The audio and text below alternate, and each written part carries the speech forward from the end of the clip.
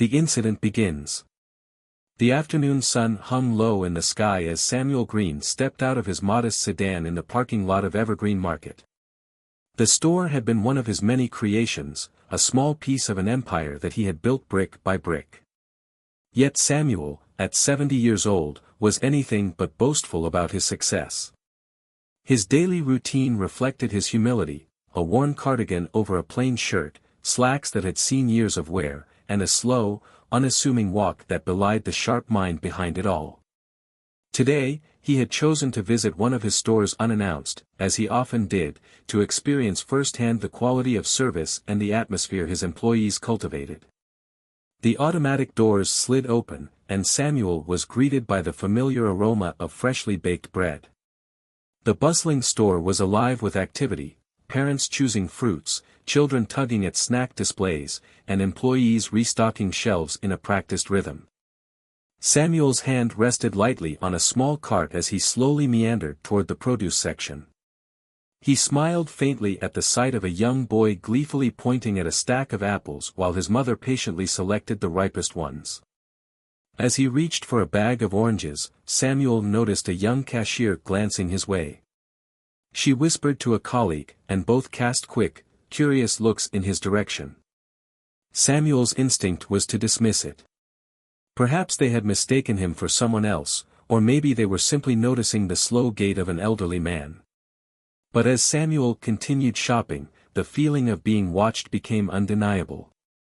Near the bakery, a tall, broad-shouldered man in his early 40s, wearing a manager's badge that read, Mike, seemed to be shadowing him.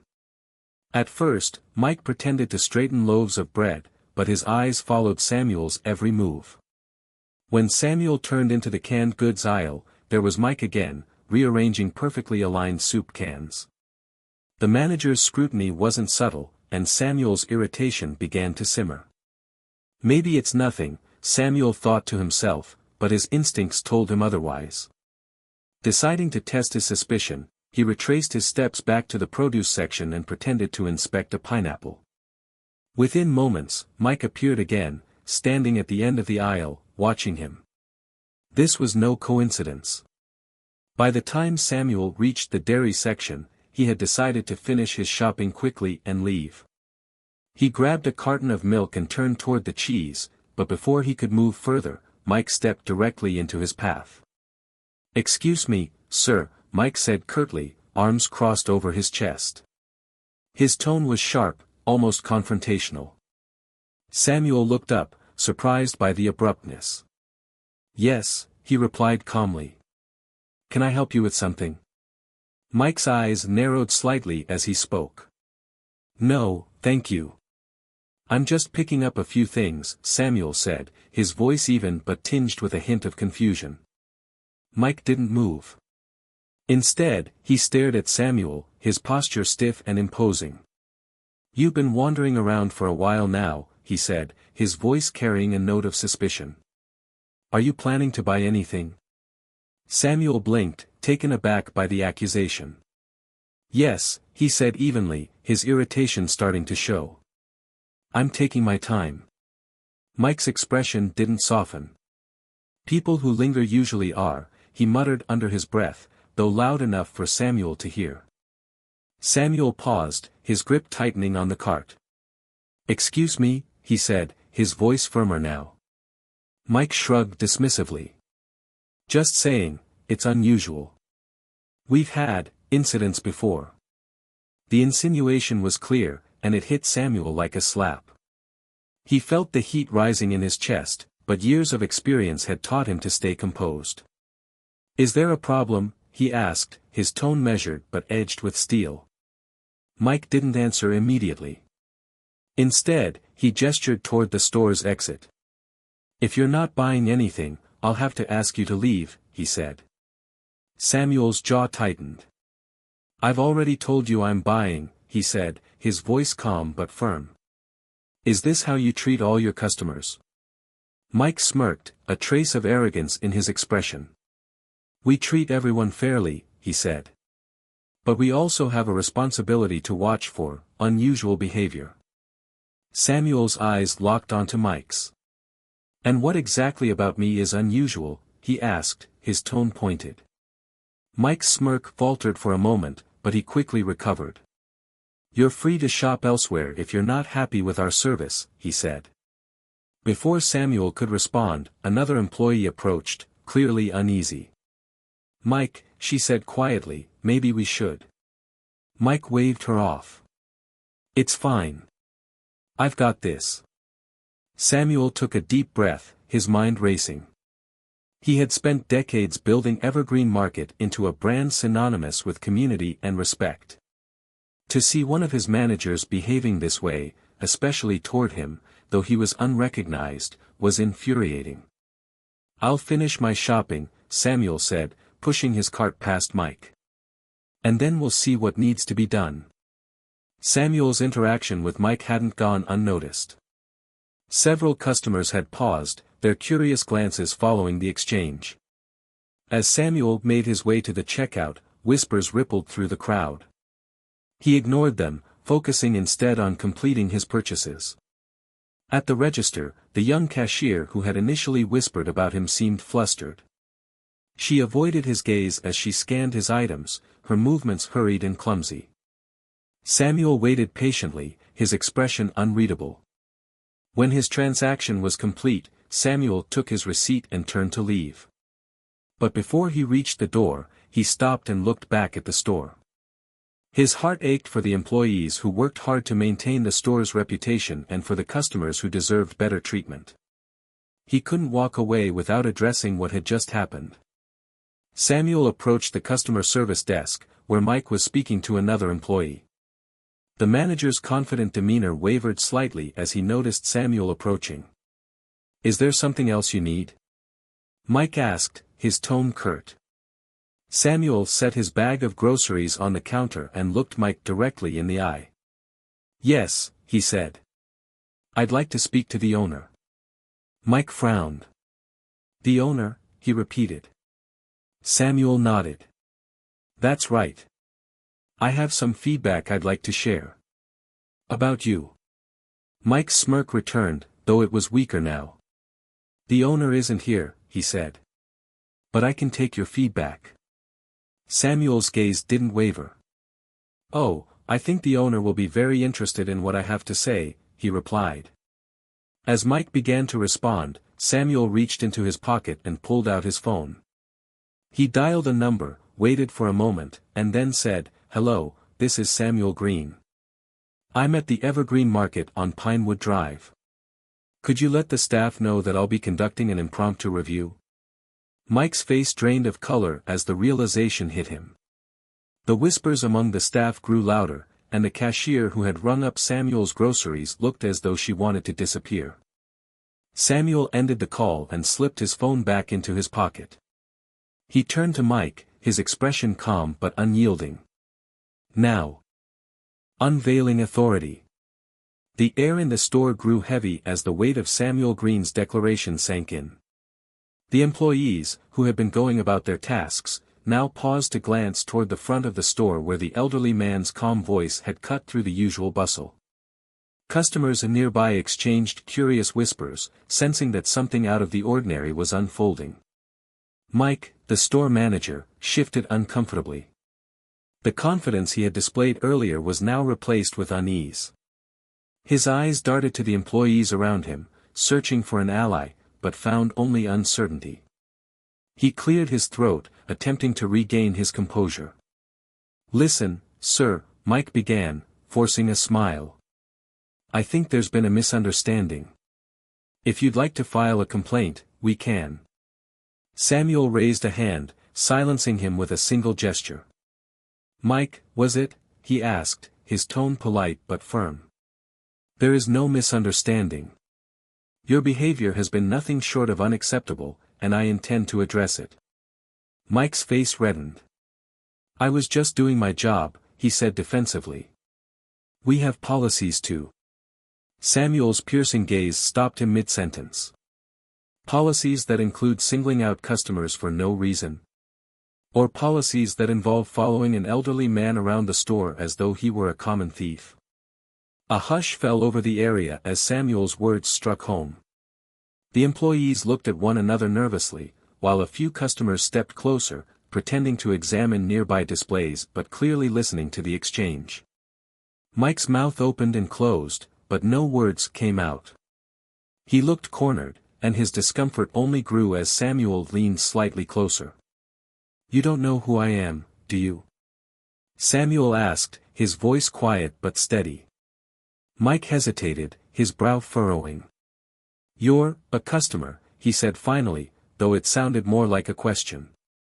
Samuel nodded slowly. "That's correct. I am a customer. But I am also the founder and owner of Evergreen Market." The words hung in the air like a thunderclap. Mike's eyes widened, and his face drained of color. He stumbled back a step, his hands falling to his sides. You own Evergreen," he stammered, his voice barely above a whisper. Samuel straightened, his calm demeanor unwavering. "That's right," he said. "And I make it a point to visit my stores unannounced, to ensure that the values and standards I built this company on are upheld. Today, Mike, you have failed miserably." The murmurs among the employees grew louder. Several of them exchanged wide-eyed looks, clearly shocked by the revelation. A young woman near the bakery covered her mouth with her hand, while the cashier who had rung up Samuel's groceries appeared ready to faint. Mike looked around desperately, searching for a way out. "I didn't know," he blurted. I thought you were just some guy wandering around." "Some guy?" Samuel interrupted, raising an eyebrow. "And what exactly made you think that? Was it my age? My clothes? Or perhaps something else entirely?" Mike's mouth opened, but no sound came out. He was trapped, and he knew it. Samuel's question hung in the air, unanswerable yet damning. "Let me explain something to you," Samuel continued, his voice measured but laced with authority. "Evergreen Market was built on the principles of respect, community, and fairness. Every customer who walks through those doors deserves to be treated with dignity, whether they're spending $1 or $1,000. What you've done here today goes against everything this company stands for." Mike's shoulders slumped. The bravado he had displayed earlier was gone, replaced by a mix of shame and fear. I'm sorry," he mumbled, unable to meet Samuel's eyes. "I'm not the one you need to apologize to," Samuel said firmly. He gestured toward the customers and employees who had gathered nearby. "These people are the heart and soul of Evergreen Market. They deserve better than what you've shown today." The silence that followed was broken only by the soft hum of the store's refrigeration units. Mike shifted awkwardly, his face flushed, but he made no move to speak. Samuel sighed, the weight of the moment heavy on his shoulders. "This isn't just about me, Mike," he said. "It's about the culture you're creating in this store. When you treat one customer with suspicion, it sends a message to everyone else. Is that the message you want to send?" Mike shook his head, his voice barely audible. "No," he said. Samuel studied him for a long moment before speaking again. "I'll be conducting a full review of this store," he said. "That includes interviewing the staff and reviewing customer feedback. If I find that this behavior is part of a larger pattern, there will be consequences. Do you understand?" Mike nodded quickly. "Yes, sir. I understand." "Good," Samuel said. He turned to address the employees who had gathered nearby. "To the rest of you, I want to thank you for your hard work. Evergreen Market would be nothing without its employees, and I'm grateful for all that you do. If you ever witness behavior that goes against our values, I encourage you to speak up. My door is always open." The employees exchanged glances, some nodding hesitantly. A few even smiled, clearly reassured by Samuel's words. Samuel picked up his groceries and began to walk toward the exit. Before he reached the doors, he stopped and turned back to Mike. "And Mike," he said, his voice firm but not unkind. "I hope today has been a learning experience for you. Everyone deserves a second chance, but it's up to you to prove that you deserve it. Mike nodded again, his expression a mix of gratitude and regret. Thank you, Mr. Green, he said quietly. With that, Samuel exited the store, his heart heavy but his resolve unshaken.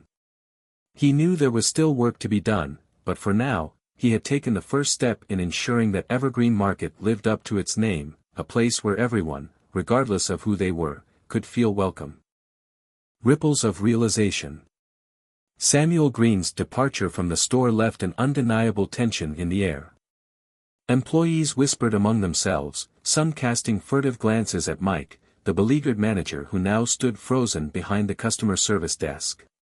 The silence was a stark contrast to the usual hustle and bustle of the Evergreen Market, as though everyone had paused to absorb the gravity of what had just transpired. Mike finally moved, retreating to his office with heavy steps. Inside, he closed the door and sat down, his mind racing. The realization of his actions, and their consequences, was beginning to sink in. He knew he had crossed a line, but he couldn't pinpoint why he had acted the way he did. Was it his preconceived notions? His insecurities about being in charge of such a significant location? Or was it simply an ingrained bias he had never questioned? As Mike sat at his desk, a knock on the door interrupted his thoughts. It was Lisa, one of the senior employees who had been with the store for over a decade. She hesitated at the doorway, her face a mix of concern and determination. "Mike, can I talk to you for a minute?" she asked. He gestured for her to come in, though his shoulders slumped as if bracing for criticism. "Yeah, sure. What is it?" Lisa closed the door behind her and sat down. I've been meaning to say something for a while now, but after what just happened, I feel like I can't keep quiet anymore." Mike frowned, leaning forward. "About what?" Lisa folded her hands in her lap, her expression serious. "About the way you've been running things.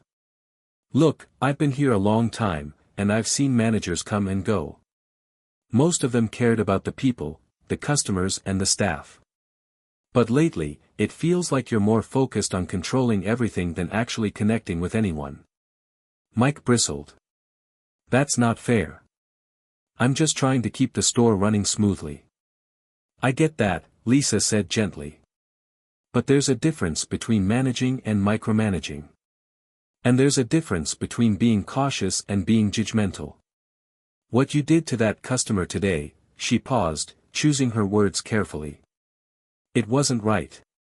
And it's not the first time something like this has happened." Mike's eyes widened. "What do you mean?" Lisa sighed. "You've been quick to make assumptions about people, customers and employees alike. And those assumptions aren't always fair. I've seen you follow customers around the store just because they look a certain way. I've seen you talk down to staff who are doing their best. And it's not just me who's noticed. People are starting to feel uncomfortable." Mike leaned back in his chair, stunned. He opened his mouth to argue, but no words came out. Deep down, he knew Lisa was telling the truth. "Look," Lisa continued, "I'm not saying you're a bad person. I think you want to do a good job, and I think you care about this store. But if you keep treating people the way you did today, you're going to lose their trust. And once you lose that, it's hard to get it back." Mike stared at his desk, her words sinking in like stones in a still pond. Finally, he looked up, his expression weary. "What do I do?" Lisa gave him a small, encouraging smile. "Start by listening. To the staff, to the customers, to the feedback you've been ignoring. And maybe start by apologizing. Not just to Mr. Green, but to everyone who's been affected by your behavior. It's not going to fix everything overnight, but it's a step in the right direction." Mike nodded slowly, his shoulders sagging under the weight of his realization. "Thanks, Lisa," he said quietly. I needed to hear that." Lisa stood and placed a hand on his shoulder. "We all make mistakes, Mike. What matters is what we do to make it right." Meanwhile, Samuel Green sat in his modest home, a cup of tea steaming on the table in front of him. He stared out the window, watching the leaves rustle in the evening breeze. The day's events played over in his mind, and though he had handled the situation with grace, he couldn't shake the disappointment he felt. Evergreen Market had always been more than a business to him. It was a reflection of his values, a place where anyone could feel welcome. To see those values compromised was painful. Yet Samuel also knew that challenges like these were opportunities for growth, for the store, for the staff, and for himself. His phone buzzed, interrupting his thoughts. It was a message from Denise, one of the regional managers. "Hi Mr. Green, just wanted to let you know I've spoken with the team at Pinewood. We're organizing a meeting to address today's incident and reinforce the company's values. Let me know if there's anything else you'd like us to do." Samuel smiled faintly, his faith in his leadership team reaffirmed. He replied, "Thank you, Denise. Let's make a company's soul." The next morning, Evergreen Market's headquarters was abuzz with activity. Samuel Green's unannounced visit to the Pinewood branch had sent ripples through the organization. Emails flew back and forth, phone lines buzzed, and a special meeting had been called.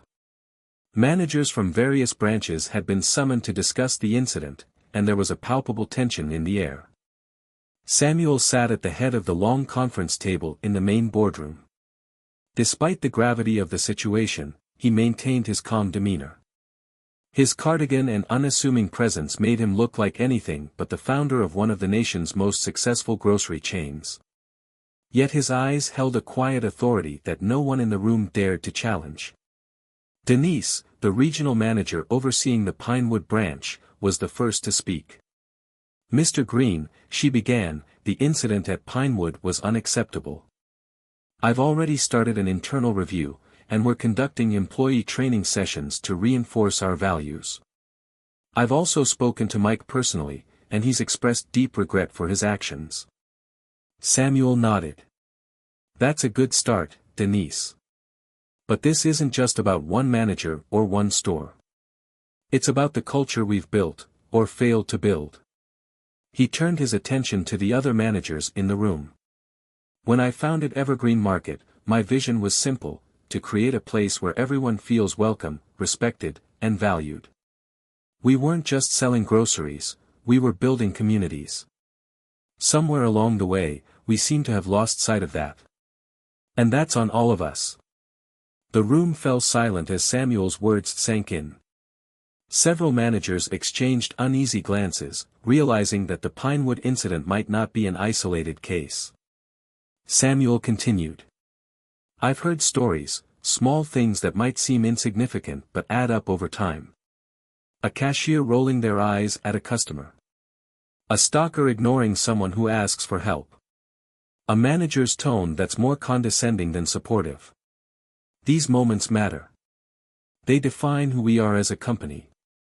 He leaned forward, his gaze steady. "I need each of you to look at your stores, your teams, and yourselves. Are we living up to the values we claim to uphold? Or have we let complacency and assumptions take their place?" Denise cleared her throat. "Mr. Green, with all due respect, we're running a business. Mistakes happen, and not every employee is going to embody our values perfectly. What do you suggest we do?"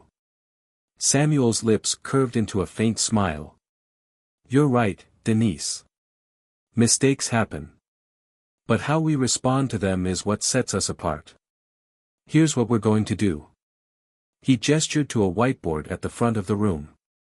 "First, we're implementing mandatory training for all employees, from cashiers to regional managers. This isn't just about customer service, it's about empathy, respect, and understanding. Second, I want every manager to spend one day a month working on the floor. Not as a supervisor, but as an employee. Stock shelves. Run a register. Talk to customers. See what they see." The managers murmured among themselves, some nodding in agreement, others looking skeptical. Samuel raised a hand to quiet them. "Third," he said, "we're creating an anonymous feedback system for employees and customers. If someone sees or experiences behavior that goes against our values, I want to know about it.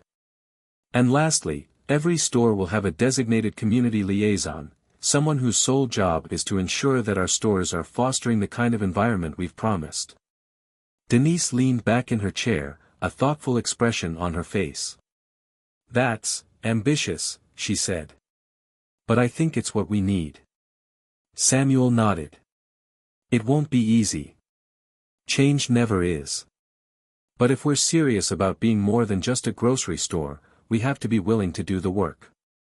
While the meeting continued at headquarters, back at the Pinewood store, Mike was doing his own soul-searching. After his conversation with Lisa the previous day, he had spent hours replaying his actions and questioning his motivations. He had always thought of himself as a good manager, firm but fair. But now he realized that his idea of fairness had been skewed by assumptions he hadn't even known he was making. Determined to make amends, Mike called a meeting with his staff. They gathered in the break room, a mix of curiosity and apprehension on their faces. Some had witnessed the confrontation with Samuel Green, others had heard about it secondhand. Either way, they all knew something had to change. Mike stood at the front of the room, his usual commanding presence replaced by humility. I owe all of you an apology, he began. Not just for what happened yesterday, but for the way I've been running this store. I've been so focused on keeping things running smoothly that I forgot the most important part of this job, the people. The employees exchanged surprised glances. This wasn't the Mike they were used to. I've made mistakes, Mike continued. I've judged people unfairly.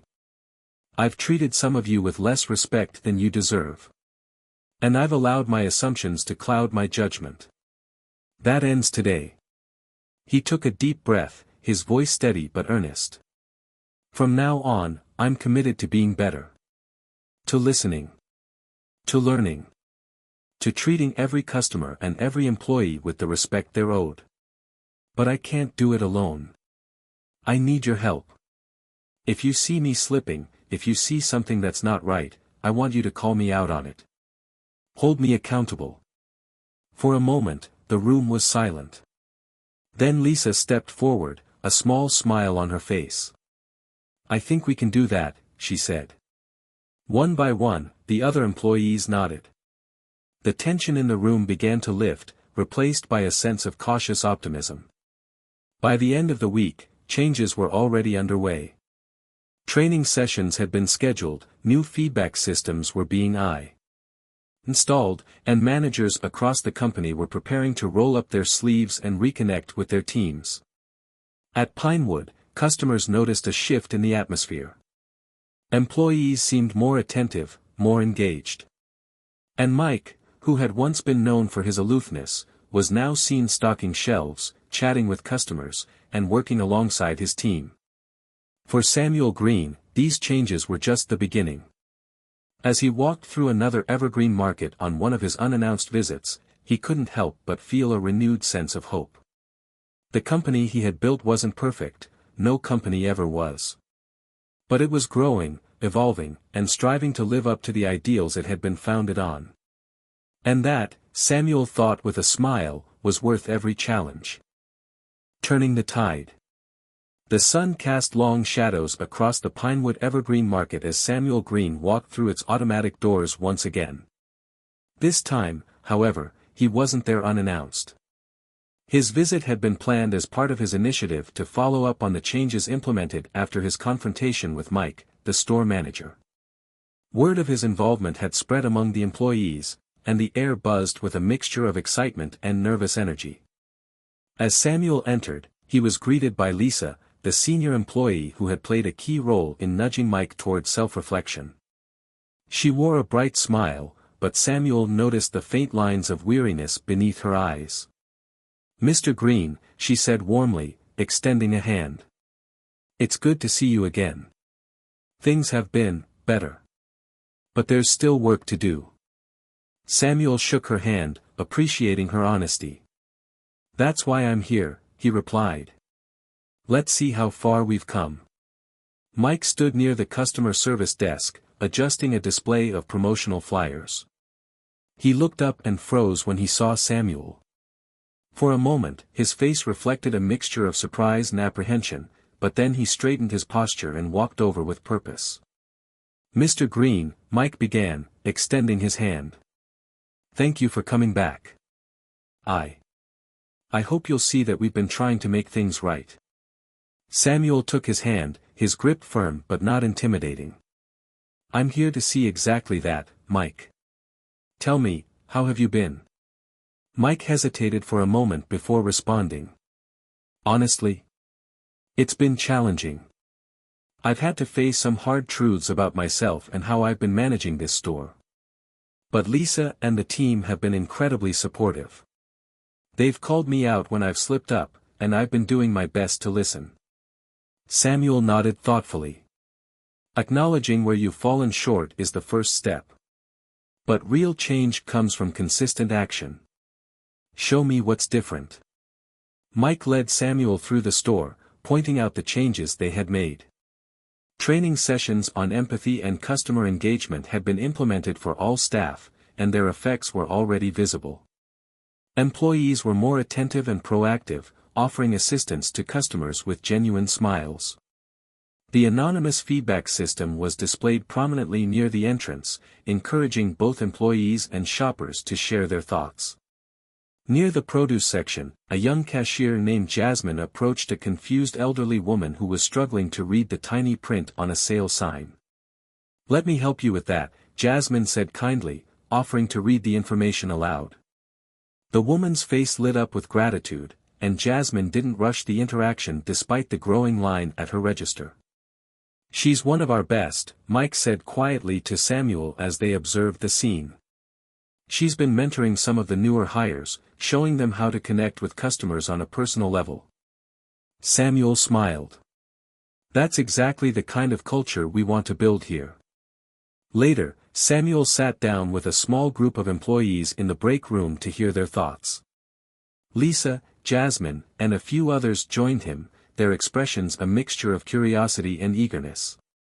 "So," Samuel began, leaning forward slightly. "How are things now compared to a month ago?" Lisa was the first to speak. "It's been a process. At first, a lot of us were skeptical about whether the changes would stick. But seeing Mike step up and admit his mistakes, it's made a big difference. He's more approachable now, and we feel like we can actually talk to him without fear of being dismissed." Jasmine nodded in agreement. "I've noticed customers are responding to the changes too. We've had people come back and tell us how much better the atmosphere feels. It's motivating for all of us." Samuel turned to a young stalker named Ryan, who had been quiet so far. "What about you? Have you noticed anything different?" Ryan hesitated before speaking. "Honestly, I was thinking about quitting before all this happened. It just felt like we were numbers on a spreadsheet, you know. But now, I feel like I'm part of something bigger. Like what we do here actually matters." Samuel's heart swelled with pride. These were the stories he had hoped to hear when he decided to address the issues at Pinewood. As the day drew to a close, Samuel called a meeting with the entire staff. They gathered near the customer service desk, their faces expectant. Even customers paused to watch, sensing the importance of the moment. Samuel stood before them, his presence unassuming but commanding. "I want to thank each and every one of you for the work you've done over the past month," he began. "Change is never easy, and it takes courage to confront our own shortcomings. But what I've seen here today gives me hope, not just for this store, but for our company as a whole." He glanced at Mike, who stood among the employees, his posture respectful but humble. "Mike, you've taken a hard look at yourself and made strides to improve. That's no small feat. I'm proud of the progress you've made, and I'm confident you'll continue to grow." The staff applauded, and Mike's face reddened slightly, but he smiled. Samuel continued. "But this isn't the end. It's just the beginning. The real challenge is sustaining this momentum and making these changes a permanent part of our culture. And that's something we can only achieve together." He gestured to the store around them. Evergreen Market isn't just about groceries. It's about people. Every decision we make, every action we take, should reflect that. If we can hold on to that principle, I have no doubt we'll continue to thrive. As the employees applauded once more, Samuel felt a renewed sense of purpose. The journey wasn't over, but they were on the right path. And as long as people like Lisa, Jasmine, Ryan, and even Mike were willing to step up, Evergreen Market's legacy of community and respect would endure. A legacy restored. Weeks turned into months, and the changes implemented at Evergreen Market's Pinewood location began to ripple outward across the entire chain. Samuel Green watched with pride as his company, his life's work, underwent a transformation. He knew the work was far from finished, but for the first time in years, he felt confident that Evergreen Market was once again living up to its name. One brisk morning, Samuel received a call from Denise, the regional manager who had been instrumental in rolling out the new initiatives. Her voice was excited, almost giddy. "Mr. Green, I think you'll want to see this," she said. "The Pinewood store, it's made national headlines. Customers are talking about the changes, and it's all over social media. People are calling it the store with a soul." Samuel smiled, though he was wary of the sudden attention. "National headlines," he repeated. "What exactly are they saying?" Denise laughed. "It started with a viral video. A customer recorded one of the employees helping an elderly man who couldn't afford all his groceries. The team pooled their own money to cover the cost, and the video has been viewed millions of times. People are calling it an example of true community spirit." Samuel's heart swelled with pride. "That's wonderful to hear, Denise. But let's make sure we stay grounded. This kind of attention can be fleeting, and the real work is in maintaining these values every day." Denise's tone turned serious. "Of course, Mr. Green. But I think this is a turning point. It's proof that what we're doing is working." Later that day, Samuel decided to visit the Pinewood store once more. He hadn't announced his visit, preferring to observe the day-to-day operations without the pressure of his presence. As he walked through the automatic doors, he was greeted by a familiar sight: customers bustling about, employees chatting warmly with shoppers, and a general atmosphere of camaraderie and respect. Near the entrance, a small display had been set up showcasing the store's new community wall. It featured handwritten notes from customers and employees alike, sharing stories of kindness, gratitude, and personal growth. One note in particular caught Samuel's eye. "To the staff at Evergreen Market, thank you for treating me like a person when so many others don't. You've restored my faith in humanity." Samuel's eyes misted as he read the words. This was why he had started Evergreen Market, not for profit or recognition, but to create a space where everyone felt valued. As Samuel wandered through the store, he noticed Mike stocking shelves in the cereal aisle. The manager's demeanor was different now, relaxed, approachable, and focused. He was speaking with a young boy who had dropped a box of cereal, helping him pick it up and offering a reassuring smile. Gone was the rigid, suspicious manager Samuel had encountered months ago. In his place was someone who truly embodied the values of the company. Samuel approached, and Mike's face lit up when he saw him. "Mr. Green," Mike said, standing up straight. "It's good to see you again." Samuel extended a hand, which Mike shook firmly. "It's good to see you too, Mike. How are things going?" Mike's expression softened. "Better than I ever imagined.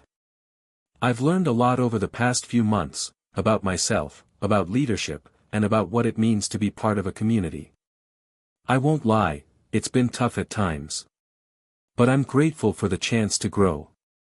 Samuel nodded, his gaze steady. "And your team? How do they feel?" Mike gestured toward the store.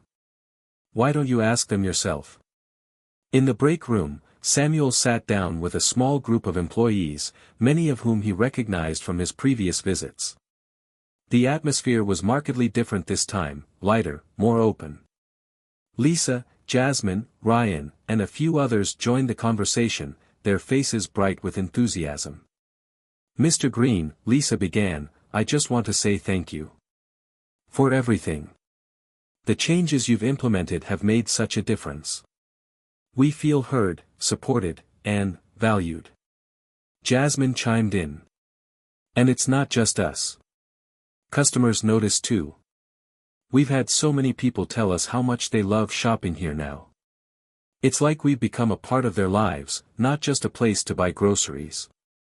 Samuel listened intently, nodding as each person shared their experiences. When it was Ryan's turn, the young stalker hesitated before speaking. "I used to think this was just a job," Ryan admitted. "Something to pay the bills. But now, it feels like I'm part of something bigger. Like what we do here actually matters." Samuel smiled. "That's all I ever wanted Evergreen Market to be, a place where people matter. Not just as customers or employees, but as human beings." As the day came to an end, Samuel gathered the staff near the front of the store. Customers lingered nearby, curious about the impromptu meeting. "I want to thank all of you," Samuel began, his voice carrying the weight of sincerity. "You've taken what could have been a moment of failure and turned it into an opportunity for growth. You've shown that change is possible when we work together, when we listen, and when we lead with compassion." He paused, looking around at the faces of his team. "This store is proof that our values aren't just words on a mission statement. They're alive in every interaction, every decision, every moment. And for that, I am incredibly proud." The employees erupted into applause, their smiles wide and genuine. Samuel felt a warmth spread through him, a sense of fulfillment he hadn't felt in years. As he stepped outside into the crisp evening air, Samuel looked back at the store. The sign above the entrance glowed softly in the fading light, Evergreen Market. It was more than a name, it was a promise. A promise that this was a place where everyone belonged, where respect and kindness were the foundation of everything. And as long as he had a hand in it, Samuel knew that promise would endure.